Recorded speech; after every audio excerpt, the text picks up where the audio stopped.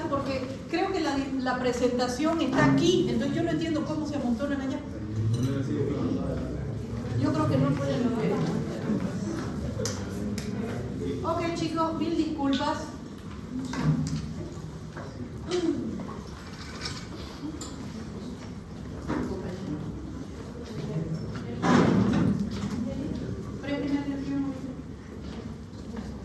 Entonces, mil disculpas, pero estaba resolviendo un casito que vi esta tarde. A ver, siempre digo zapatero a sus zapatos, ¿no ves? ¿Qué tiene que hacer una ginecóloga haciendo tratamiento láser o peeling o blanqueamiento, como le quieran llamar, en los brazos? Pero lo hacen, ¿ya? Entonces, a veces no respetan a la piel. Lo ven tan fácil, entonces, bueno, también le echo aquí. Lo que quieran en el área genital. Pero para otros sectores, no. ¿Ya? Después se vienen los problemas, las denuncias, las complicaciones. Y en realidad, magia yo no puedo hacer cuando llega un paciente así quemado. Entonces, ¿qué pasó, doctora? Ella explique que no sé qué, todo un lío por nada más que no hacer las cosas bien. Así es fácil, ¿ya? Si yo soy ginecólogo, chicos, puede uno tener conocimiento general, pero ¿cuál va a ser mi fuerte? El área genital, ¿ya? Entonces, dejen, por eso es que hay varias especialidades. Por eso yo tengo muchos amigos odontólogos, pero chicos, yo no estoy de acuerdo que el odontólogo se esté metiendo ahorita a tratar vitiligo y hacer plasma y no sé qué cosas en la cara. Yo me pondría a trabajar haciendo resinas o no sé qué cosas, o sea, no es mi área. Entonces estamos con un intrusismo médico terrible. Yo no sé si es solo en dermatología, pero obviamente a mí me tocan ver cosas de dermatología. No sé si las otras especialidades también están así, pero es que el colmo. O sea, están atendiendo ni siquiera sin ser médico, sin un título. Están operando sin ser cirujano. O sea, respetemos un poquito, ¿ya? Lamentablemente en dermatología hay un descontrol total, y lo digo lamentable porque yo, ahorita, como presidente de la sociedad, no puedo cambiar el mundo. ¿Ya? O sea, es un trabajo de todos los días, que un lío, que mire acá, que mire la otra. Hay una cantidad de falsos dermatólogos que tienen una cantidad de seguidores en las redes sociales. ¿Por qué se están moviendo por las redes sociales? ¿Le han pedido el título alguna vez a alguna de estas personas? Yo no digo que todo el que está en las redes sociales no me malinterprete, pero si ustedes ven, ahí se hacen pasar como especialistas en piel. ¿Dónde está el título? Están haciendo un cursito de 2 meses y ya se creen que conocen todas las enfermedades. Imagínense si la especialidad es de 4 años y todavía uno sale y se enfrenta con cosas que dicen, ¿qué es esto? ¿Cómo yo puedo en 2 meses ser especialista en piel, cabello? Ahora todos son tricólogos. Todo el que mire el pelo, tricólogo. Yo creo que hay normas. Entonces yo lo que veo y me sorprende mucho,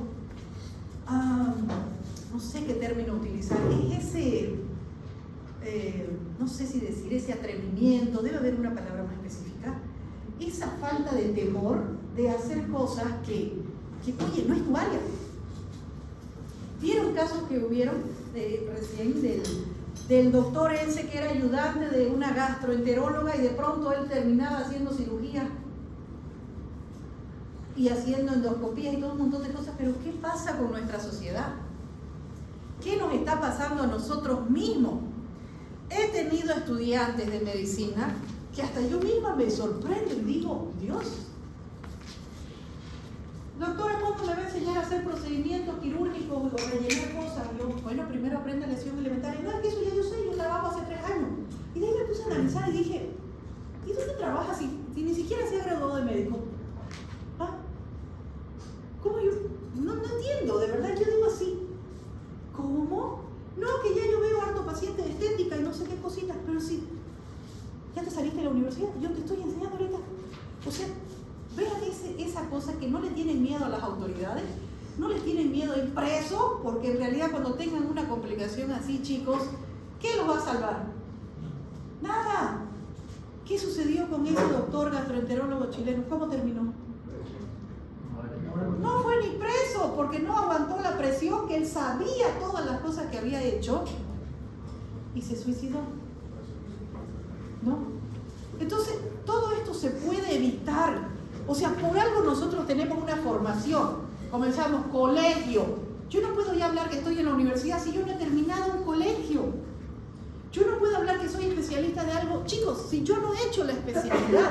Entonces eso es algo que me sorprende mucho, de que cómo se atreven, cómo se arriesgan, es que no le tienen miedo, son como monitos con navaja.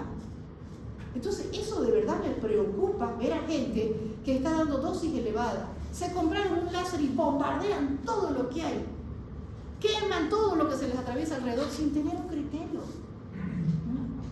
Entonces sean cautelosos, aprendan a respetarse, aprendan a tener valores, principios, ¿ya? Entonces yo eso lo vuelvo a decir, oye, ¿cómo pueden? Es más, hay un colega que yo lo veo en las redes sociales, que saben que me da penita, me da pena ajena, porque lo conozco, lo conocí en una oportunidad, y él inclusive me dijo, doctora, me estoy yendo a Brasil, se casó con una brasilera, y me dice, no doctora, aquí nos pagan menos, me voy a ir allá, hasta me estaba animando a mí a irme al Brasil, ¿ya? Él, en una oportunidad, creo que fue en la temporada de pandemia, no le fue bien con sus papeles porque él se había ido, y les voy a contar la historia, ¿ya? Yo sé que no es este tema, pero es que de verdad cada vez me sorprendo más cómo pueden arriesgarse a esas cosas, ¿ya? Entonces él me dice, doctora, mire, me fue mal, me engañaron con mis papeles, estoy en mala situación económica, pero usted sabe que yo tengo conocimientos en la piel, pero no soy dermatólogo. Pero yo quiero atender pacientes y ya tenía nomás mis clientes aquí. Yo le digo, está bien, doctor, o sea, la verdad yo lo vi angustiado, y como cualquier persona, pero le digo, mientras usted no se ponga que es dermatólogo, usted como médico general puede ver, por supuesto, y hacer diagnóstico y tratamiento de muchas enfermedades de la piel. Pero cuando usted me diga que es dermatólogo, ahí ya cambia el panorama. Porque no es su especialidad. ¿Sí? Perfecto, doctora, y lo hizo. Cuando hace unos 2 meses atrás me sorprendo, porque lo tengo entre mis contactos, no sé de qué, yo no reviso casi las redes sociales, de verdad que soy un desastre para eso, pero justo veo un video de él presentándose como dermatologista.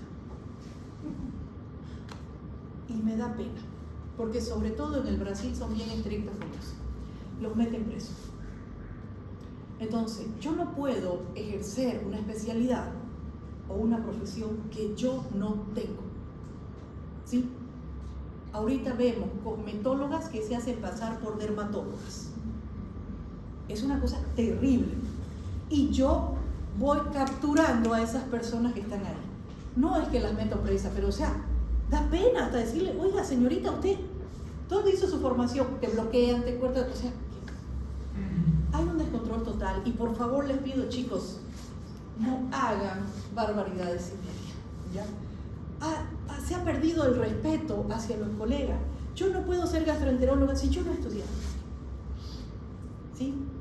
Entonces, valórense ustedes, valoren su profesión, valoren su tiempo y valoren su vida, porque ven las cosas que pasan. Una vez los agarra la justicia, van a sentir la peor presión que hay en su vida, ¿sí?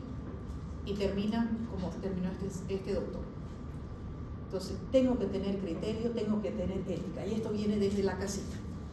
Así que, por favor, no hagan cosas. Yo me encariño con ustedes, por eso les digo, este colega, así estaba tentada de escribirle, doctor, ¿y en qué rato hizo la especialidad? Porque yo sé que no la ha hecho, ¿ya? No lo quiero quemar públicamente, pero cada que veo un video y él cómo habla con propiedad de las cosas, me duele en el corazón, porque yo sé que eso es mentira y que cualquier rato va a caer preso, ¿sí? Cuando ustedes vayan a un especialista y digan, ¿es dermatólogo? Pregúntenle su título, ¿dónde hizo usted su especialidad? Cuando esa persona, y por eso es que muchos médicos no se inscriben ni al colegio médico. ¿Por qué? Porque capaz que no son médicos. Muchas personas no se inscriben a sus sociedades de gastroenterología, de pediatría, porque obviamente que hay que presentar documentación, ¿ya? Y ese es un gran respaldo, que pertenezco a una sociedad, que pertenezco a tal cosa. Entonces, si yo no presento esos documentos es porque algo escondo, así tan claro. Cuídense, hay harta acto médico, yo me toca ver, por supuesto, dermatología, no conozco las otras especialidades, pero con lo que solo veo de esta especialidad, ay, me da miedo. Me da miedo, y por eso digo, no sé qué término decirle a estas personas, porque es mucho, no sé, mucho coraje hacer algo que no has estudiado ni te has preparado. O sea, tú estás jugando con vida, estás jugando con la salud de la gente, ¿ya? Entonces ahorita estoy resolviendo el problema de una ginecóloga. ¿Yo qué tendría que ver ahí? Pero obviamente tengo una piel lesionada. Pero estoy segura que si eso se va para un lío, tengo que ir a la policía yo a declarar, tengo que hacer un montón de cosas que se pudo haber evitado. ¿Sí? Entonces, por favor, chicos, ustedes son la nueva generación. Hagamos las cosas bien. Preparémonos, demos lo mejor de nosotros, pero no engañando al paciente, sino con la formación que ustedes tienen y con las especialidades que ustedes vayan a decidir. Amen su profesión, amen su vida, no estas barbaridades médicas. No me gustaría verlos presos, ni en denuncias, ni que los traten a empujones, porque ahí sí, ese es otro mundo aparte. ¿Ya? Hagan las cosas bien, es lo que yo les puedo aconsejar. Puede que uno se haga el chistoso y que no me van a descubrir, tarde o temprano va a haber algún problema con alguien y ¡zas! Se acabó la suerte con eso. ¿Sí? Entonces no quiero verlos presos, ni en denuncia, ni en caso de negligencia, ni no sé qué. No, quiero verlos triunfando en congreso, ahí en las publicaciones, voy a hacer un curso, eso es lo que quiero ver. Pero haciendo las cosas bien, ¿sí? Así que por favor, no me decepcionen, ustedes son mis hijos. ¿Sí? Listo. Ingresemos a un mundo que es las enfermedades infecciosas. Ya nosotros vimos piel normal, vimos semiología, en la práctica estamos viendo los instrumentos o las cosas que nos pueden servir en el consultorio. Por si acaso, prácticas día lunes, día martes, uy, esto que no podía ni tragar mi propia saliva, estaba totalmente inflamada y dije, si no freno un poquito de actividades, me va a ir mal. ¿Ya? Les pido disculpas porque, verdad, no me suelo enfermar así tan fácilmente, ni me suelo faltar. Cualquier cosa yo les voy a comunicar, ¿sí? Ya vamos a reponer la siguiente semana nuestra práctica correspondiente. Grupo de mañana, ¿a qué hora le toca su práctica? 10:50. ¿Podemos comenzar un poquitito antes o vienen de algún otro Tenemos hospital? práctica antes. ¿De dónde vienen? Del tercer anillo. Sí, venimos del... Intenten llegar lo más antes posible, por favor. ¿Ya? Bien. Les decía, voy a ingresar a un mundo que son las enfermedades infecciosas. Y para hablar de las enfermedades infecciosas siempre inicio con bacterias, porque considero que son el grupo de enfermedades que vemos de manera diaria. También conocidas como biodermitis. Lo primero que tenemos que entender es que la piel hospeda, es decir, que viven en ella, una enorme cantidad de microorganismos. Lo que siempre digo, si ellos fueran fosforescentes, todos viviríamos a la planta. Gran parte de esos microorganismos son bacterias y es algo que llamamos flora microbiana cutánea normal. A su vez, esa flora se divide en dos extremos. Una flora transitoria, ¿qué entienden por transitoria? Que está desfasadita, que va a estar en periodos cortos. Y tenemos una flora residente. Residente es el que está ahí fijo, de manera permanente. Entonces aquí les presento. La flora residente son microorganismos que están fijos, que pueden variar de manera cualitativa o cuantitativa de una persona a otra, según la hora del día, zona geográfica. Pero que al ser removidos, ya sea con un baño, con un jabón, con algún producto antiséptico, vuelven a instalar sus condiciones normales. Y aquí tenemos al género Staphylococcus aureus, principalmente el epidermidis, algunos aerobios o anaerobios. Ahora hablemos de la flora transitoria, como decían, de pasadita, ¿no? Son varios microorganismos, tanto no patógenos como patógenos, que habitan en nuestra piel, pero que están en periodos cortos, inclusive fácilmente pueden ser removidos con algún jabón, algún producto antiséptico, con el mismo baño. Ellos tienen su origen también por dentro del organismo. Siempre estamos acostumbrados a hablar de la flora intestinal, pero ahora ustedes van a entender que puede haber también una flora en la nasofaringe, y es por eso que muchas lesiones van a aparecer también alrededor de las fosas nasales, ¿ya? O puede estar también el medio ambiente. ¿Qué géneros tenemos aquí? al Staphylococcus aureus, al Streptococcus pyogenes, otras variedades de enterobacterias, Klebsiella, Proteus. Y ya que estamos hablando de la flora, es bueno que también les diga, si bien nuestra clase de hoy es bacterias, pero también ahí existen hongos. Y cuando llevemos micosis, vamos a ver este hongo que se llama Malassezia, que genera los procesos de dermatitis seborreica o caspa. ¿Viene clase? Sí, doctora. ¿Quién va a anotar las Coca-Cola? Miren, en el grupo anterior reuní 6 Coca-Cola, así que nos da para hacer una fiesta. ¿Su nombre? Hugo Escobar. Hugo. Escobar. Ya. Usted me va a anotar a todos los que van llegando tarde. Vamos a ver cuántas Coca-Cola recolectamos. ¿Ya? Entonces, este hongo produce la dermatitis seborreica, comúnmente conocida como caspa, o también es el responsable de la pitiliasis versicolor. Cuando llevemos micosis lo vamos a ver. Patologías muy frecuentes en nuestro medio. Estos son los dos villanos de la clase, el Staphylococcus aureus y el Streptococcus pyogenes. Si recordamos bacteriología, ambos son cocos gram positivos. El Staphylococcus aureus se agrupa en pares o racimos y lo interesante es que tolera temperaturas muy elevadas. Eso hace que se mantenga por largo tiempo en cualquier superficie. También el 30% de las personas podemos ser portadoras. Fíjense dónde. Fosas nasales. Si yo evidencio lesiones alrededor de la nariz, lo primero que voy a pensar es en un proceso bacteriano. Todo lo que aparece alrededor del orificio, primero sospechen bacteria. Fíjense, en menor proporción, periné, espacios interdigitales, pabellones auriculares, axila y el ombliguito. Por eso también cuando yo me bañe debo limpiar. Ahora, el Streptococcus pyogenes, lo interesante es que se agrupa en cadenas de diferentes tamaños y produce hemólisis. Por eso es que uno de los principales es el Streptococcus beta-hemolítico del grupo A. Él puede estar presente en la garganta, nuevamente en las fosas nasales, en el 10% de la población sana. Quiero que se grabe en esta diapositiva. Imaginémonos que estas pelotitas que vemos aquí, ¿qué color? Naranja, no sé. Es como la piel. Y esto es lo que llamamos flora microbiana cutánea normal, que absolutamente todos la tenemos. Pero ¿qué sucede aquí? Tendría que haber algo que llamamos disrupción de la barrera cutánea. Ese equilibrio perfecto que era producido por pH, la porción de agua, la porción de lípido, algo que hizo que se alterara y que esas bacterias que estaban ahí tranquilitas y que son parte de mi piel, miren, comienzan a proliferar y atacar a las capas de mi piel o a los mismos anexos, los pelos, las glándulas. ¿Bien? ¿Qué cosas podrían producir esa disrupción de la barrera cutánea? Aquí les dejo algunos puntos. Y esto es importante, ¿por qué? Porque el paciente siempre te va a preguntar, ¿y por qué me salió? ¿Por qué me vino este proceso infeccioso? Entonces tenemos que contarle de que de por sí la piel es llena de bacterias. Pero ¿qué sucedió en él? Tratar de investigar alguno de estos factores. La edad del paciente. ¿Cuáles creen ustedes que es la edad donde hay más procesos infecciosos?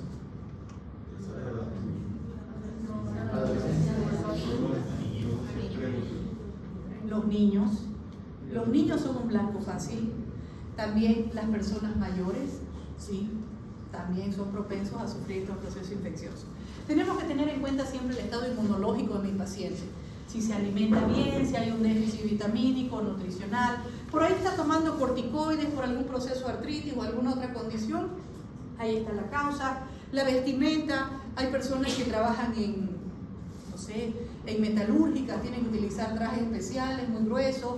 Más bien siempre con el calor recomendamos telas frescas y telas de algodón donde absorba la humedad o disminuya la temperatura de la piel para no alterar esto. Un traumatismo, obvio, es una puerta fuerte de entrada para bacterias. Entonces cuando hay un corte, cuando hay una erosión o la piel esté lastimada, recuerden que ahí fácilmente ella puede comenzar a proliferar.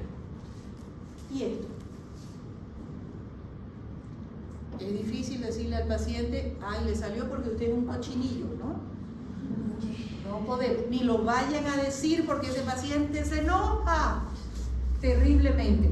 Pero nosotros muchas veces en el examen físico identificamos que hay una falta de higiene en él. Las uñas largas, sucias, qué sé yo, las orejitas, la nariz llena de secreción antigua de día. O sea, hay niños que te llegan así. Y la mamá, ¿por qué le salieron los procesos infecciosos? Qué raro. Ahí están, ahí están. Entonces, yo por lo menos puedo identificar eso y parte de mi tratamiento les introduzco un jabón. Trato con el jabón de regular la flora y trato de crear un hábito en mi paciente también que tenga un aseo diario, que si tal vez no lo tiene, ahora sí lo va a hacer. Pero parte del tratamiento.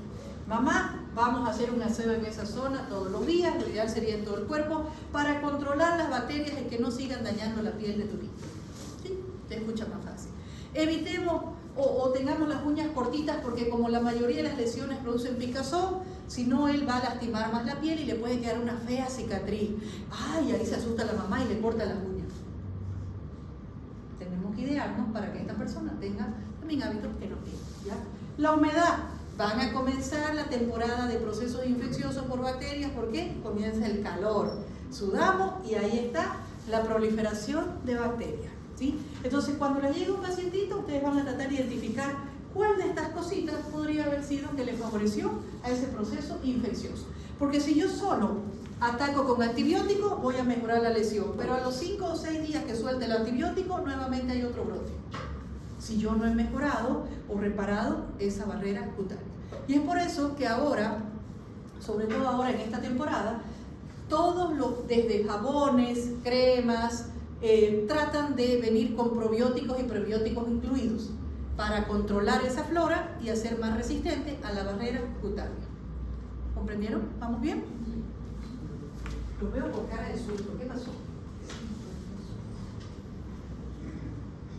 Clasificar a los procesos bacterianos no ha sido nada fácil. Capaz que se van a encontrar con muchos libros que los manejen o los clasifiquen de maneras diferentes. A mí me gusta mucho esta clasificación de aquí, donde habla la zona anatómica que pueda estar afectando y por eso genere la enfermedad. Si afecta la epidermis, voy a pensar en un impétigo o en una foliculitis. Si afecta la dermis y la epidermis, erisipela, forúnculo, antrax o ectima. Si está afectando el tejido celular subcutáneo, mi primera patología va a ser celulitis. O si tengo hasta la fascia comprometida, fascitis necrotizante. Entonces aquí va tocando los planos, las capas de la superficie de la piel. Puedo clasificarlos también en primarias o secundarias. ¿Cuándo va a ser primaria? Cuando aparece en una piel sana. Y secundaria, cuando hay un proceso previo. Es decir, una piña capitis, un hongo en la piel, ¿se puede sobreinfectar? Sí. Claro que sí. Las bacterias están listas para invadir cualquier cosa. Ellas van a aprovechar y dicen, aquí se inflamó. También yo vengo a sumarme a la fiesta. ¿Sí? Entonces, es frecuente que en procesos bacterianos, inflamatorios, una dermatitis de contacto se puede infectar, un proceso viral se puede sobreinfectar, las varicelas muchas veces terminan infectadas, ¿ya? Entonces, ahí va de manera secundaria. La mayoría de los procesos por bacterias son agudos, aunque existen, y hoy vamos a ver, algunas condiciones que tienden a ser recurrentes, produciendo cronicidad. Algunas generan fácilmente necrosis, otras no, tienden a complicarse, otras no. Y esta es otra clasificación que cuidado que sea pregunta de examen. ¿Cómo clasificamos según el agente etiológico a las piodermitis o estos procesos bacterianos? En estafilodermias, aquellas que son producidas por el estafilococcus, y estreptodermias, aquellas que son producidas por el estreptococcus. Y ahí les presento más o menos para que ustedes puedan clasificar a estas enfermedades. Aunque efectivamente hay algunos procesos, como por ejemplo celulitis, algunos impétigos que podrían ser producidas por ambas condiciones. Pero es como que una manera de poder subclasificarlas. Comencemos a hablar del impétigo. ¿Por qué comienzo con esta patología? Porque es una de las más frecuentes. Yo creo que nadie se va a salvar de tener un impétigo en algún momento de su consultorio. Nadie. Esto es algo de todos los días en una consulta. El impétigo es una infección bacteriana superficial que solo está afectando la epidermis. Es un proceso agudo, es decir, que rápido prolifera, muy contagioso y hasta autoinoculable. ¿Cómo? El paciente favorece a diseminar más rápido las lesiones con el rascado. ¿Por qué? Porque esto genera picazón o ardor. Entonces el niño, que es el grupo etario de predilección, rasca y favorece a las lesiones. Por eso le digo, mamá, uñitas cortas para que él no se lastime. El impétigo podría aparecer en cualquier persona, pero principalmente en los niños.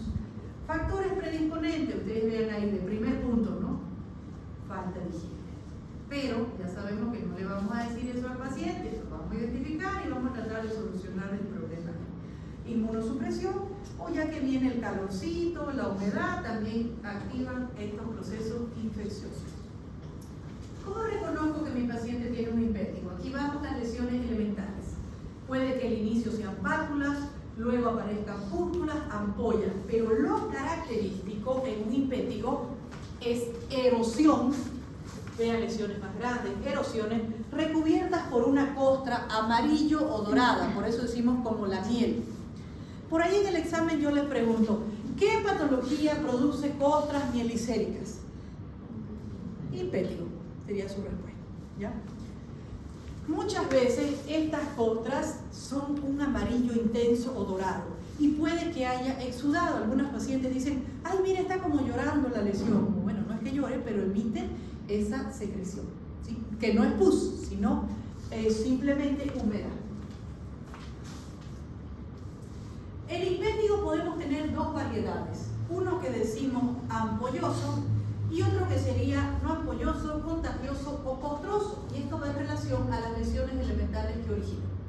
El que vemos más, por supuesto, en la consulta, el que vemos más en la consulta es el impétigo costroso. Fíjense, puede ser producido por cualquiera de estos dos agentes.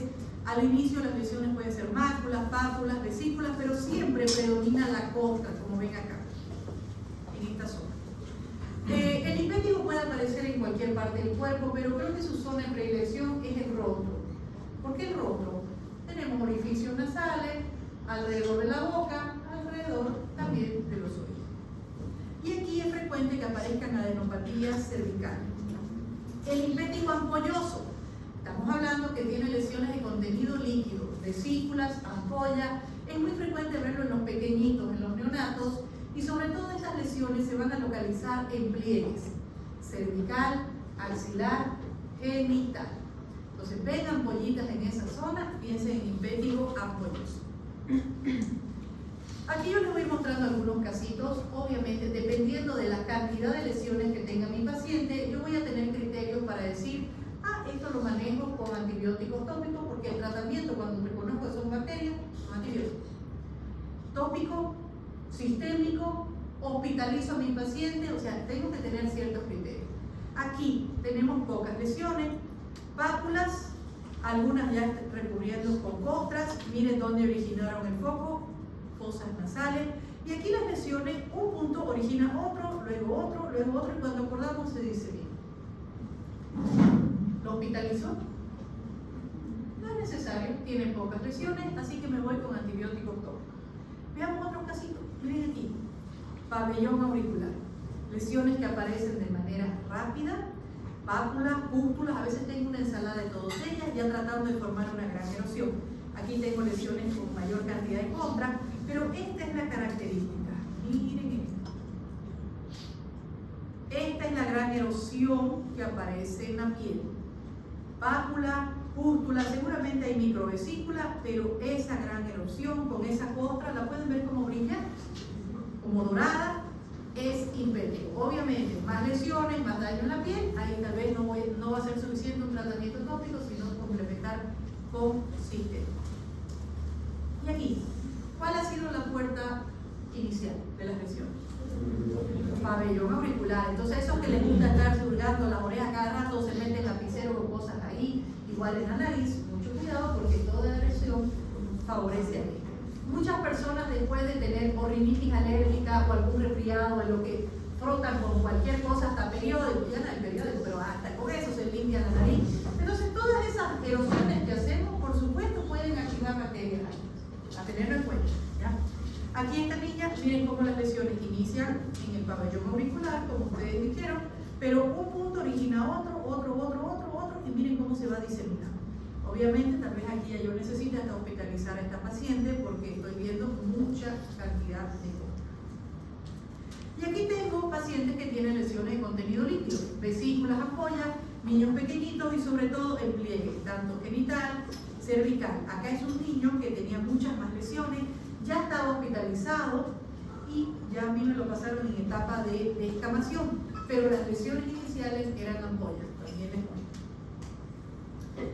Esta patología normalmente no tiene complicaciones, pero en niños tal vez inmunosuprimidos, desnutridos, podría haber fiebre, malestar general o percibirse las adenopatías que como la zona de predilección es el rostro serían las cervicales. Pero sí hay que estar pendiente porque un escaso porcentaje de pacientes podría hacer una glomerulonefritis, sobre todo en el impétigo costroso que es el más frecuente. Diagnóstico diferencial, ustedes recién están aprendiendo las enfermedades de la piel, por lo tanto ya van a ir conociendo cada una de ellas y la van a ir asociando según la lesión elemental que tengan en diagnóstico. Entonces en el impétigo 100% clínico, y como las bacterias son rápidas, yo no voy a perder el tiempo haciendo una biopsia de piel o alguna otra cosa, no se justifica, la clínica es soberana. Esa es la erosión, miren, una erosión y ya lesiones satélites que me van favoreciendo a proliferar. Entonces, si tengo pocas lesiones, la voy a clasificar como una infección leve y el tratamiento va a ser tópico. Si tengo muchas lesiones, ya la catalogo como grave y capaz que va a requerir tratamiento biológico. Para ayudar a eliminar más rápido las costras o la secreción, ese exudado que generan las lesiones, aseo en la piel, aquí podría utilizar jabón antiséptico, jabones de clorhexidina o algo que es económico, son los jaboncitos de manzanilla, que en esta etapa va a ir muy bien. ¿Sí? ¿Cuáles son las propiedades de la manzanilla? Camomilla, como le quieran decir. Regenerador, antiinflamatorio y además que es económico. También ustedes tienen que aprender a ver los precios.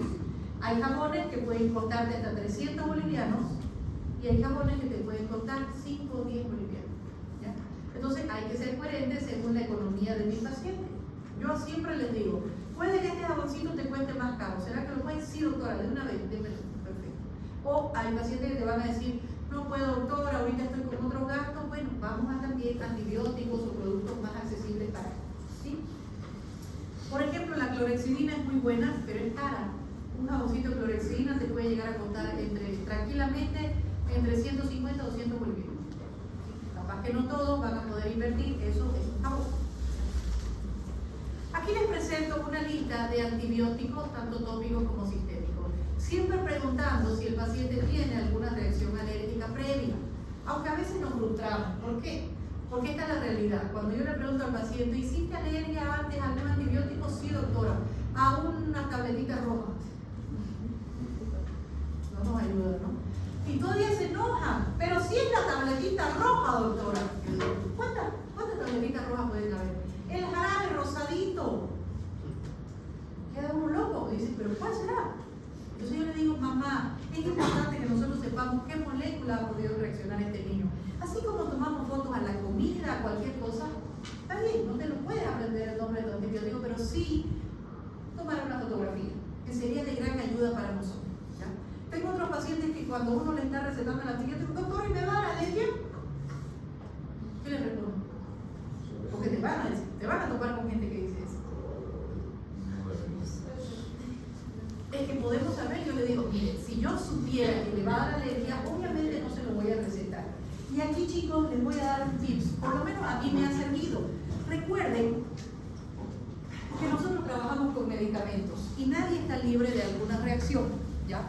Pero algo que me ha servido a mí es explicarle al paciente de los antibióticos un poquito, ¿ya? Entonces, les voy dando un cuentito así, para que él lo pueda entender. Sobre todo ese paciente que ya viene susceptible y dice, ¿y me vas a la alergia? Porque es como que el karma, ¿no?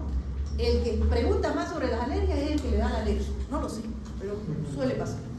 Entonces yo le digo a estos pacientes, cuando les voy a recetar antibióticos, siempre por supuesto pregunto antecedentes. Algunos ni se acuerdan, por eso dicen, era una cosita rosadita, una tabletita roja, y uno no tiene idea, queda ciega. Entonces yo le digo al paciente, los antibióticos son los medicamentos que más reacciones producen. A veces no solamente en la piel, ronchas u otro tipo de lesiones, sino también dolor de cabeza, dolor de estómago o inclusive a veces diarreíta o alguna otra molestia. Son los medicamentos que más molestias producen, pero al mismo tiempo los que más nos toca recetar, porque la piel es rica en bacterias y sus lesiones son por bacterias y yo necesito, ¿sí? Entonces, si hay alguna molestia, alguna reacción, lo suspende, se comunica conmigo o se va tomando un antialérgico, porque ya el paciente conoce de moléculas y va, se compra o ya tiene en casa, ¿sí? Eso ha sido de gran ayuda para que cuando el paciente tenga una reacción, vuelve a su control a los 7 días y muchos me dicen, ay doctora, sí, me salieron como ronchitas, pero hice lo que usted me dijo, lo suspendí, me tomé un antialérgico y ya pasó. Muy diferente al paciente que tiene la reacción, llega a los 7 días furioso, doctora, ese antibiótico que me dio carísimo y mire, todavía me produjo alergia. Entonces es como que uno sugiere. Entonces tenemos que entender que las reacciones alérgicas pueden ser predecibles en algunos pacientes, es decir, yo di una dosis inadecuada o la molécula, pero también hay reacciones impredecibles que van a ir, más bien son cosas propias del paciente. Entonces ahí yo no sé, pero ante una denuncia, ante un proceso judicial, ¿cómo es el asunto? El abogado no entiende todas estas cosas, entonces ¿qué me va a decir? ¿Usted vio al paciente? Sí, le va a responder sí. ¿Usted le recetó esto al paciente? Sí. Ya está, no le interesa más. Esa es la triste realidad de la medicina. Entonces, como nosotros trabajamos con medicamentos, hay que ser cautelosos. Ahora yo les pregunto, ¿una crema nos puede producir alergia? Sí. Sí. Entonces también hay que decirle al paciente, si usted ve que la lesión, ni bien aplica el producto, genera sensación de picazón, ardor, y en vez de mejorar está empeorando, podría ser alérgico tal vez a esa molécula. Se comunica nuevamente conmigo. Entonces, el teléfono de uno tiende a ser público, pero no para que lo molesten a las 10, 11 de la noche, no, sino que más bien para estas emergencias. Así que eso a mí me ha servido mucho y noto que hay una gran diferencia en el paciente que sí tiene la molestia y otros que no, pero ya está advertido, ¿sí? Así que pónganlo en acción también, eso les va a ir muy bien. Ahora, siempre cuando hablamos de tratamientos, yo considero que ese es el arte del médico. Uno puede tener pautas, pero realmente los esquemas los van a generar cada uno de ustedes. Puede que a mí no me vaya muy bien con la mupirocina, no sea de las que me gusta, aunque la literatura lo pone de primero a las mupirocinas, pero la mupirocina es cara. Hay temporadas que no se consigue en la farmacia. Y segundo, cuando la piel está muy lesionada, la mupirocina puede producir una dermatitis por contacto. ¿Sí? O sea que no es de mis mejores opciones. Pero por ahí a su compañera le ha ido bien. Todos sus pacientes han mejorado con mupirocina y obviamente es un antibiótico de predilección. A eso me voy, que de uno a otro pues vamos a tener distintos protocolos y distintas preferencias. Hay que pensar también el costo de los medicamentos. Hay antibióticos que son más accesibles, por ejemplo, bacitracina, neomicina. Es más barato, pero hay antibióticos que son caros. Mupirocina a veces te cuesta, no sé, 180, 200 bolivianos, igual que el ácido fucídico. No digo que sean malas, son buenas, pero por ahí ese paciente no tiene esa posibilidad para comprarse un antibiótico así. Además que vienen, ¿cuántas las presentaciones? 10, máximo 15 gramos. Y si el paciente tiene todo el cuerpo lleno de lesiones, ¿va a alcanzar? No. Entonces ahí yo tengo que ser coherente, ¿ya? Aquí también dicen los glucocorticoides están contraindicados. ¿Cuáles son ellos? Glucocorticoides. Betametazones, hidrocortisona, ya, neomicina. Ahora, si yo lo voy a colocar puro, por supuesto que no va a ser bueno. ¿Por qué? Porque voy a darle más bien alimento, es como un abono a las bacterias y el paciente va a hacer que las lesiones proliferen más. Pero hay algunos pacientes que yo puedo trabajar con antibióticos y antiinflamatorios combinados. Cuando el paciente tiene la piel muy lastimada, la barrera cutánea, siente mucha sintomatología, doctora, no puedo dormir, me arde. Yo no voy a esperar hasta que 48, 72 horas recién vaya actuando eso.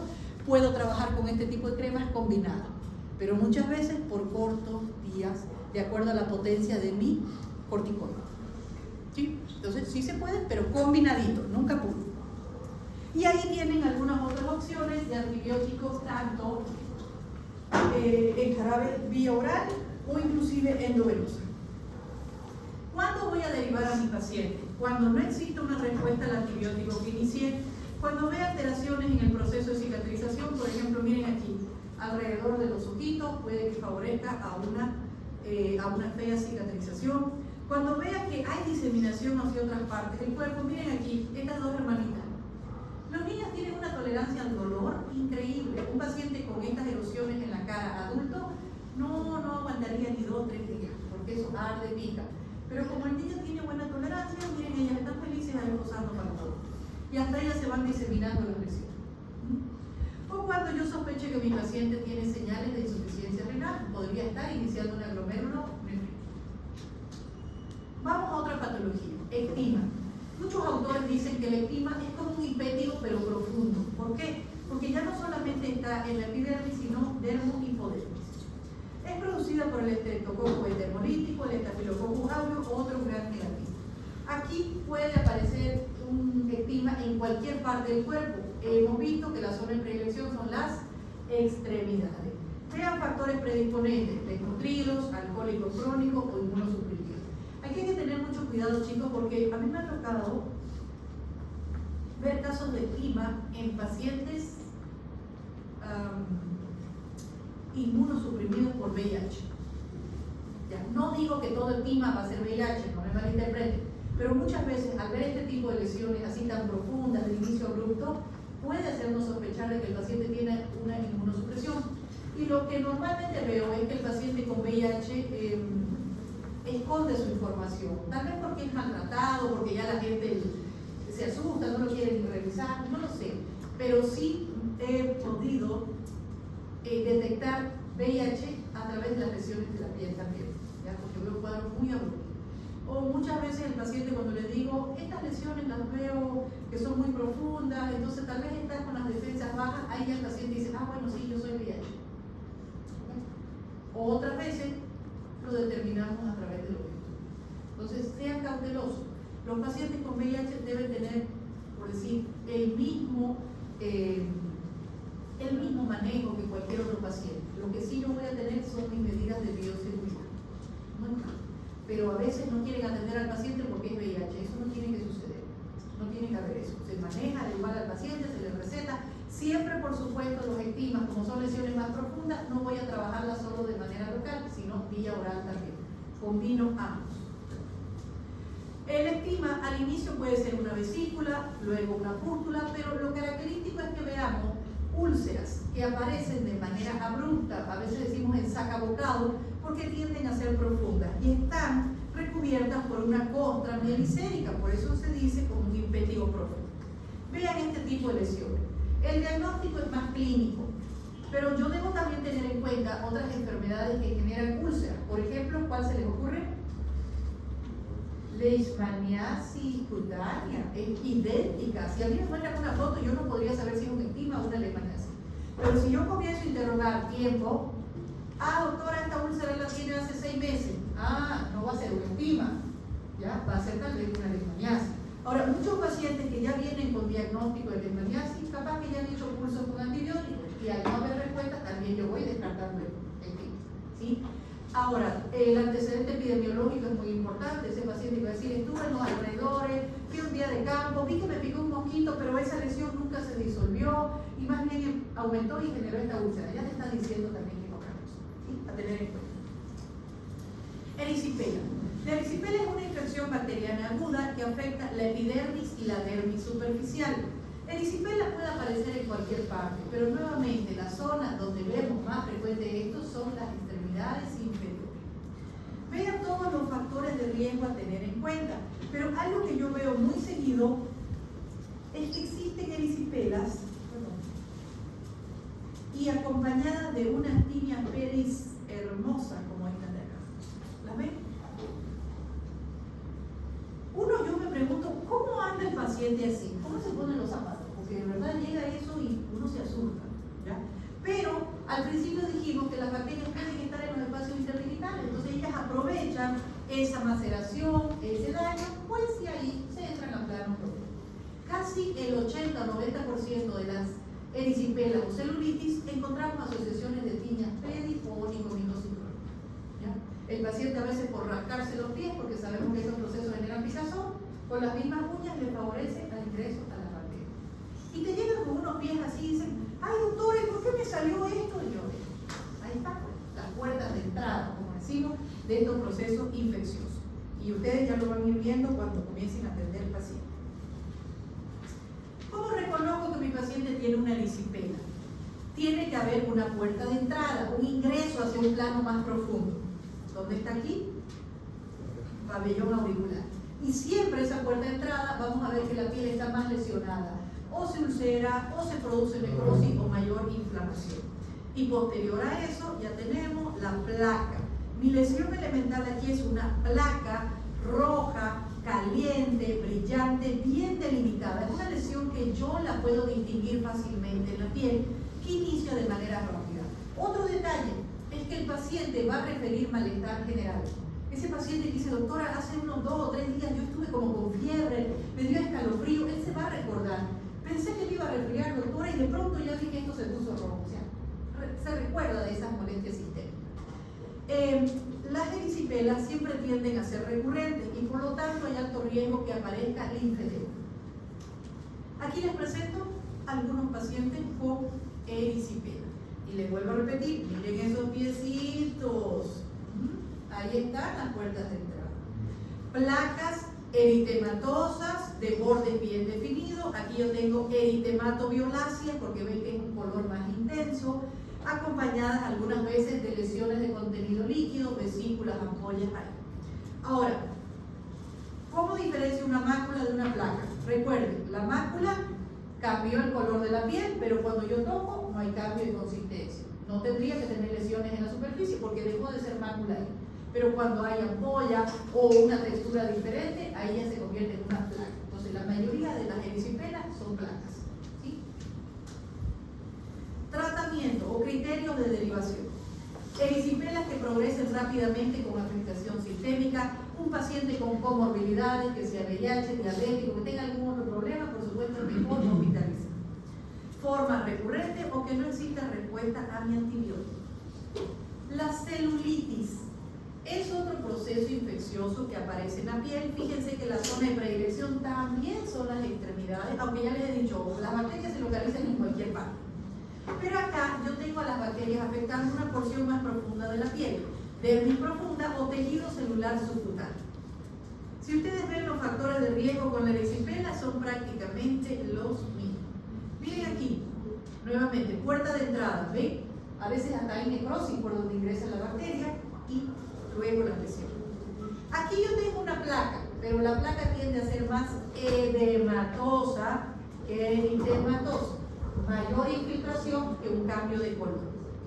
Mal delimitada. ¿Por qué no se ven bien los bordes? Porque es más profunda. En cambio la otra es más superficial y por eso te hace un diseño mucho más fácil de distinguir. Puede ser caliente, dolorosa, puede presentar vesículas, ampollas en su superficie, eso varía de un paciente a otro. Y las manifestaciones sistémicas no son tan marcadas, a veces el paciente ni se acuerda, o si aparecen son muy leves, no tanto como las otras que dicen, no, yo estuve mal, estuve enfermo, y acá. Ahora, mientras más profunda sea la lesión, yo tengo más riesgo de que esto se me complique también, que se forme un absceso o que ya vaya a una fascitis necrotizante, donde voy a reconocer que hay esta complicación, porque va a haber cambio de color en la piel, se va a volver tal vez cianótica, al palparla pueden haber crepitaciones o dolor en ausencia del eritema o desproporcionado con lo que yo esté viendo en la piel. ¿Cuándo derivan los pacientes? Cuando el eritema progresa rápidamente, cuando hay señales de hipotensión, alteraciones renales, siempre una fascitis facial es un problema. Estos pacientes, hospitalización. ¿Por qué?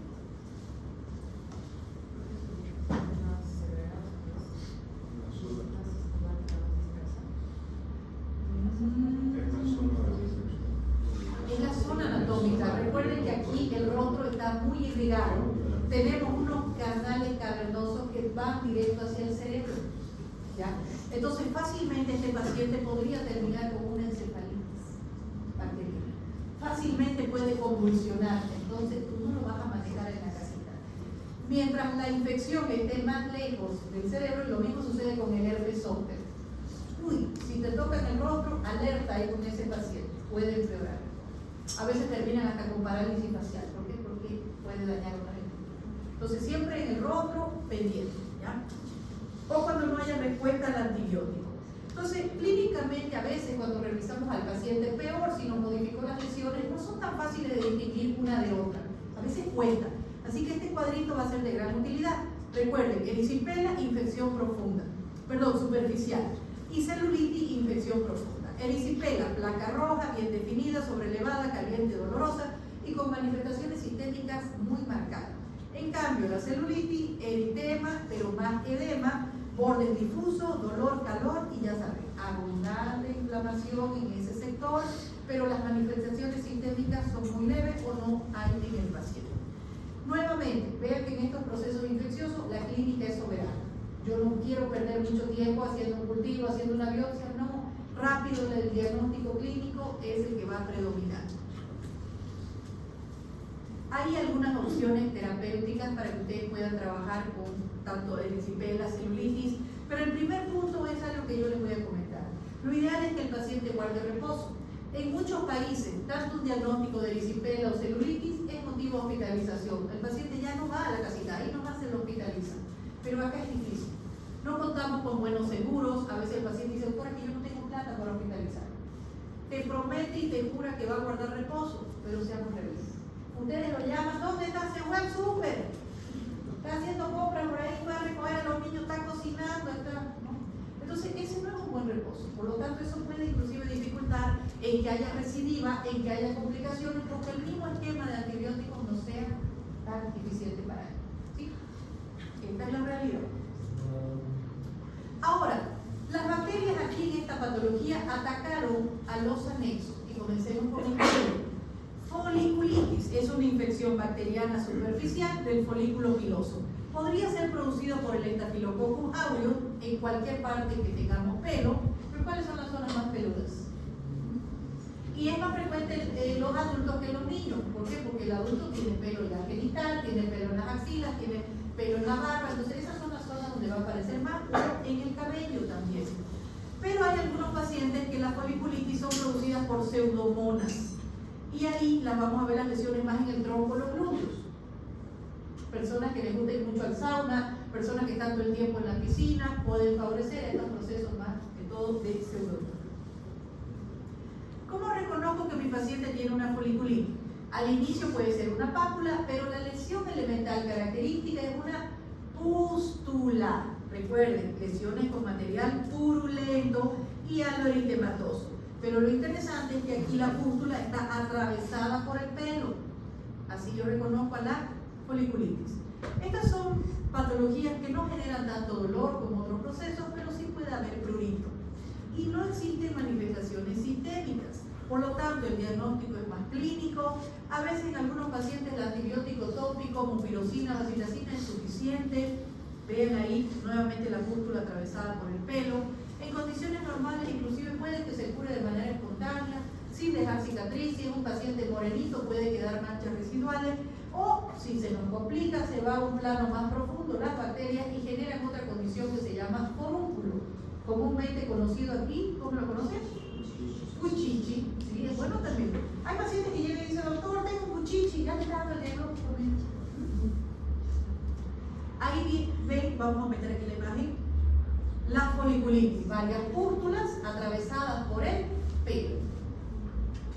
Existen otras variedades de foliculitis, como por ejemplo esta que es muy común, que se llama foliculitis queloidiana de la nuca. Hay cierto componente hasta racial, porque yo lo veo más en personas morenitas, pero puede estar condicionado con cueros cabelludos que son muy grasosos, oleosos, personas que utilizan todo el tiempo gorras y que están favoreciendo maceración en esa área de la nuca. Aquí, aparte de haber el proceso inflamatorio de la pústula, luego, cuando las lesiones van cicatrizando, quedan este tipo de cicatrices hipertróficas o ya muchas veces se genera un queloide en esa porción. Así que aparte de antibióticos hay que colocar antiinflamatorios, muchas veces tópicos cuando la lesión es pequeñita, o también colocamos antiinflamatorios intralesionales, triacinolona, betametasona, para aplanar y volver la lesión al nivel normal. Hablamos del forúnculo, ya le estábamos adelantando. Aquí la infección en el pelo es mucho más profunda y esta es producida solo por el Staphylococcus aureus. Miren que el estafilococo le gusta estar metido por todos lados, ¿no? Bien, podría aparecer en cualquier edad, aunque los forúnculos son más frecuentes en los niños. Hay que tener en cuenta los factores de riesgo. Mi lesión elemental en un forúnculo va a ser un nódulo porque es más profundo, un nódulo eritematoso, doloroso, que al centro presenta necrosis. Aquí es frecuente que no pueda quedar una cicatriz porque todo lo que va más allá de la epidermis normalmente ya genera una pequeña cicatriz. Aquí les voy a introducir dos términos más. Forunculosis, aquellos pacientes que van teniendo forúnculos de manera recurrente. Y anthrax o carbunco, una colección de forúnculos en una misma zona anatómica.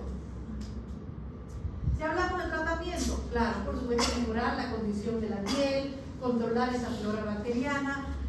A veces, como yo quiero que drene ese material purulento, puedo colocar calor local, o muchas veces en el consultorio al paciente ya nos toca hacer un pequeño cortecito y drenar ese material purulento para que luego los antibióticos sean más efectivos. Aquí un paciente que puede llegar con la lesión intacta sin haber hecho un drenaje. Ahí está el nódulo con un centro que puede ser un poquito blanquecino por el material purulento. Y acá ya tengo un paciente en una etapa donde ya saben, a veces llegan y ya lo apreté, doctora, ya lo o alguien de la familia quiso presionar. Y esta es la cicatriz como una estrellita que puede quedar. Vean el proceso inflamatorio que genera, por eso tengo capas córneas o escamaciones alrededor. Estos son las forunculosis. Forúnculos de manera recurrente y múltiples. Es muy frecuente en los niños, aquí hay que ver su estado nutricional. A veces el niño, hoy atendí a una paciente, una niña, 5 años y pesaba 35 kilos. Bonita. Entonces, y la mamá le digo, pero ella ¿cómo se alimenta? ¿Se alimenta bien, no la ve gordita? Entonces, el estar con sobrepeso no quiere decir un buen estado nutricional, son cosas diferentes, ¿no? Entonces, hay que ver a estos niños si están desparasitados, qué comen. Hay niños que son muy especiales, no quieren comer frutas, verduras, y ahí están sus mayores nutrientes. Solo quieren dulce, chuchería, y eso les puede llenar, pero no realmente ser beneficioso para sus defensas, ¿sí? Y aquí está el anthrax o carbunco, que les decía es una colección de múltiples forúnculos. Si uno duele, imagínense esto. Muchas veces esto requiere hospitalización y aparte de drenar ese material purulento, puede terminar con necrosis en toda esa zona. O sea que muchos pacientes van a requerir limpiezas quirúrgicas, deprivación de todo ese tejido. He visto un gran orificio posterior a carbunco. Hablando de pus, absceso. La semana pasada lo vimos como lesión elemental, pero ahora vemos al absceso como parte de una patología. Es una colección de pus que va a aparecer en planos un poquito más profundos, dermis o tejidos epidermis, un plano más profundo. Es producida principalmente por el Staphylococcus aureus, pero yo les digo, chicos, que siempre un absceso es mejor llevar al cultivo y hacer un antibiograma, porque hay casos donde es polimicrobiano, se encuentran otras bacterias ahí molestando la piel. Un absceso puede aparecer en cualquier parte del cuerpo. ¿Cómo reconozco que mi paciente tiene eso? Hay un nódulo eritematoso, fluctuante, blando. Acuérdense que hay material líquido por debajo de la piel. Entonces, cuando ustedes tocan eso, es como una piscina de agua, así, ¡pum!, se siente blandito. Aquí está la tetrada de Celso. ¿Cuál es? Rubor, calor, rubor, humor, ahí asociado. Un absceso, ya les dije que es como un volcán. Va acumulando tanto pus que de un momento a otro abre esa piel y drena ese material purulento. Si no lo drena, yo lo debo eliminar, hacer un pequeño corte y sacar todo eso. Porque si yo doy antibióticos a esa colección o a esa piscina de pus, no va a haber respuesta, ¿ya? La hidrosadenitis, aquí vamos a otro anexo. No solamente está afectando el pelo, sino está afectando a la glándula sudorípara. Este es un proceso que tiende a ser crónico y muy recurrente en los pacientes. Entonces ya hay factores genéticos asociados con la activación de esta patología, hay factores hormonales, por eso es que es mucho más frecuente en mujeres que en varones. Ahí vienen las bacterias a favorecerse de esas condiciones y en muchos casos también lo vemos asociado a sobrepeso. Este es un proceso incómodo, que nadie lo quisiera tener. Muchas veces el paciente va teniendo nódulos, pústulos, quistes, abscesos que van generándose en estas áreas de los pliegues, axila, área genital o región mamaria. ¿Por qué se genera eso? Porque hay una triada característica, hay oclusión folicular, oclusión de los conductos glandulares y a eso viene la bacteria a decir, hagamos bien, sobre todo el Staphylococcus aureus. Entonces, este paciente, como va generando inflamación de manera recurrente en esa zona, va llegando a desfigurar ese sector, siendo una enfermedad que tiene un gran impacto en la calidad de vida de los pacientes y muchas veces terminan en resecciones quirúrgicas, mucho más cuando ya hay estos trayectos fistulosos o estas retracciones en esa área. ¿Ya? La fascitis necrotizante. Por supuesto, la fascitis no es algo que vamos a encontrar todos los días en un consultorio, pero son enfermedades que yo no me debo olvidar que existen. Esta es una infección poco común, pero rápidamente progresiva, que afecta planos profundos de la piel. Estamos hablando de tejido celular subcutáneo, fascia superficial. Puede aparecer en cualquier parte, pero la zona de predilección son las extremidades. Y la anterior patología, la hidrosadenitis, vimos que era más frecuente en las mujeres, pero las fascitis tienden a ser más frecuentes en los varones. La fascitis necrotizante fue descrita en 1871 y se le decía gangrena del hospital porque justo aparecieron en pacientes que estaban hospitalizados por la guerra. Pero en realidad han ido surgiendo muchas teorías. Ya es en 1952 que Wilson dice esto es una fascitis necrotizante. Pero a pesar de eso se siguen habiendo unas subclasificaciones o definiciones nuevas ante esta entidad. ¿Pero qué es esto?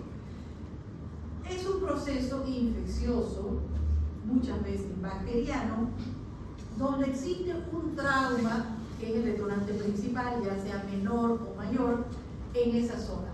¿Cómo podemos pensar que las bacterias van a un plano más profundo? La mayoría de las veces puede ser por procedimientos quirúrgicos o traumatismos donde vaya a ingresar ella o le favorezca a un plano profundo.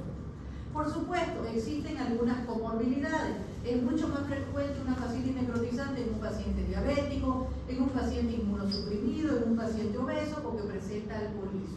¿Ya? El diagnóstico en esta patología es temprano y fundamental. Yo no puedo perder el tiempo, por eso es importante que no me olvide que existe esta condición, aunque no es algo de todos los días, pero ahí está. Se caracteriza por destrucción fulminante del tejido, pero al mismo tiempo que la piel se va lastimando o se va destruyendo, como quieran decir, se va necrosando, al mismo tiempo existe una toxicidad sistémica. Y es por eso que este paciente no solamente consiste en trabajar en la calidad de la piel, sino rápido hacer un diagnóstico porque tiene una elevada tasa de mortalidad. Aquí en este cuadrito ustedes van a ver algunas señales que pueden identificar en la piel, como también algunas señales sistémicas, por ejemplo, fiebre elevada, un paciente que tenga hipotensión, taquicardia, o ya en un caso más severo, una falla multiorgánica. Entonces aquí el manejo, por supuesto, no va a ser ambulatorio, vaya a su casita y viene en 2 días. No, este es un paciente que se debe manejar en una unidad de cuidados intermedios o intensivos. Es un paciente que va a requerir un manejo multidisciplinario, porque no solamente voy a tratar de reponer líquidos, electrolitos y dar antibióticos de amplio espectro, sino también va a requerir intervenciones quirúrgicas, una limpieza quirúrgica, un drenaje de todo ese material que ya no sirve para que regenere uno nuevo, y eso es un manejo tanto con dermatólogos, internistas, cirujanos, o sea que aquí va a requerir más. Aparte del amplio antibiótico de amplio espectro que voy a dar de manera endovenosa, también es bueno dar oxigenación a los tejidos. Aquí servirían mucho las cámaras hiperbáricas o la ozonoterapia, que ahora también es algo que se está utilizando en estos pacientes. Muchos le dicen a esto, la bacteria come carne, por la agresividad que produce y la rápida destrucción de los tejidos. Cuando vemos que las lesiones están en el área genital o en el perineo, ¿qué se llama? Se conoce más como gangrena de hormigón. Ahora, esta es otra patología que también vamos a ver al Staphylococcus aureus en su máxima agresividad. ¿Sí? El síndrome estafilocócico de la piel escaldada, también conocida como enfermedad de Ritter, síndrome estafilocócico del hiel, pérfido neonatal. Es una enfermedad aguda, hay que hacer un diagnóstico rápido y actuar rápido con los antibióticos. Esta es una enfermedad propia de los más pequeñitos, neonatos y menores de 5 años, donde vamos a ver, como les decía, la mayor agresividad del Staphylococcus aureus. Puede iniciar desde un foco séptico en mucosas o la piel. Si estamos hablando de recién nacidos, neonatos, pequeñitos, ¿cuál es el foco principal? El ombligo. No se olviden, el ombligo, ahí rápidamente puede ingresar esta bacteria. El inicio es brusco, puede este niño comenzar a presentar malestar general, fiebre, se pone irritable y aquí se van a desencadenar 3 fases. Una fase de eritema generalizado, el niño se va a poner todo rojo, eritematoso como un camaroncito. Vamos a ver que las lesiones inician en el tronco o alrededor de los orificios, la boca, los ojos. Posterior a eso viene una fase escarlatiniforme, donde aparte del enrojecimiento va a haber lesiones de contenido líquido, vesículas, ampollas o ya grandes desprendimientos de la piel, dando el aspecto de un quemado, pero por supuesto sin tener antecedentes de una quemadura.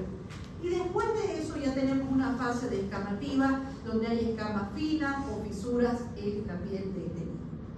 El diagnóstico es más clínico, yo aquí no voy a perder mucho el tiempo, necesito actuar rápido con los antibióticos para disminuir la agresividad de la bacteria en la piel. Hay que tener en cuenta otros diagnósticos diferenciales con enfermedades que también generan grandes desprendimientos, como la epidermolisis ampollar, que es un problema congénito, el síndrome de Stevens-Johnson o la necrólisis epidérmica tóxica, que muchas veces puede ser producida por procesos infecciosos o por medicamentos. Aquí hay un signo característico, que es el signo de Nikolsky, donde la piel se desprende de las capas inferiores. O sea que yo toco la piel y vean cómo se recorre. ¿Ven eso? Se va recorriendo como una telita. Ahora, estos niños se encuentran en mal estado general. Entonces yo debo tenerlos en un aislamiento. Primero, hospitalizar a ese niño. Aislamiento y darle antibióticos endovenosos. Uno de los principales es la penicilina.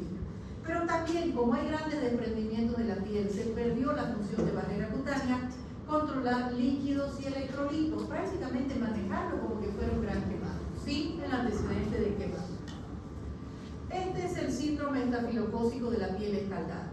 Vean cómo alrededor de los orificios principalmente comienza el enrojecimiento y luego se va desprendiendo totalmente esa piel.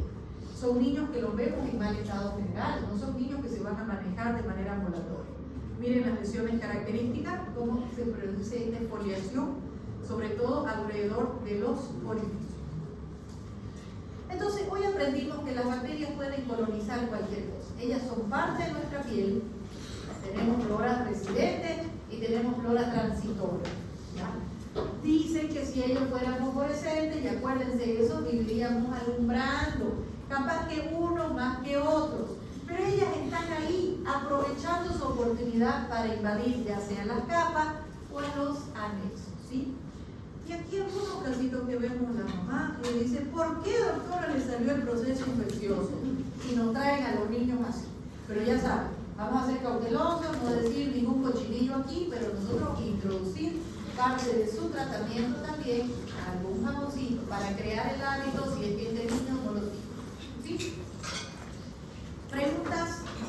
¿Dudas? ¿Alguien puede encender la luz, por favor?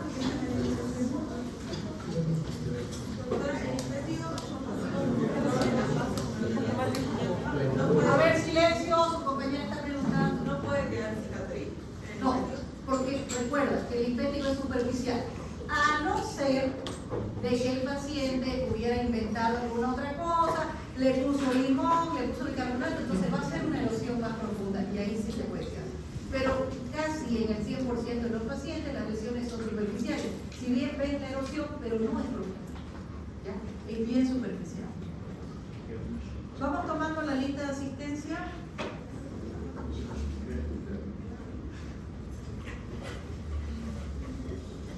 Entonces ya introducimos las bacterias. Les voy a pasar al grupo las diapositivas, algunos artículos que tengo por ahí que me parecieron interesantes. A veces no son nuevos, pero la información es lo que nos va a colaborar. ¿Ya? Recuerden la cantidad de resistencia bacteriana que hay cuando trabajamos con antibióticos. Bolivia es uno de los pocos países donde los antibióticos se venden de manera indiscriminada. El paciente se acerca a la farmacia, quiero uno, quiero dos, déme para 2 días, voy a ver cómo me va. O sea, tenemos desastre. Y entonces, bueno, trabajar con cultivos de antibiogramas. Chicos, cuando comiencen a pedir estas pruebas auxiliares laboratoriales, se van a llevar sorpresas. Resistente a un montón de cosas. Sobre todo aquí, ¿qué? Penicilina. ¿Por qué? Porque lo utilizan para todo, le dolió la cabeza, nada, de poner una penicilina aquí, hizo ya otra penicilina.